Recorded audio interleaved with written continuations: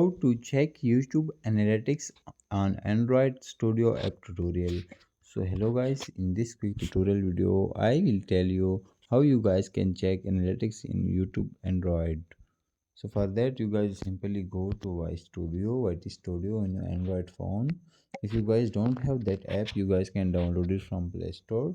So once you open that, here you guys will wait for some seconds. I have already signed in, so you guys will sign in. Once you've done that, you guys will see that type of interface like dashboard, content, analytics, community are on downside. On top, you guys will see your channel name and other things. So I will click on content on downside. Once we click here you guys will click on videos and view all. Simply click on view all. Now here you guys can see all your videos. So if you want to check specific video analytics, you guys can select the video and like that. For example, I want to check that video analytics. I will click here you guys can see video performance. So simply click here.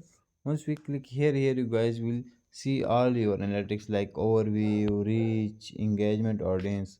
For checking whole channel analytics, here you guys can see on down right side dashboard, content, analytics. So simply click on analytics.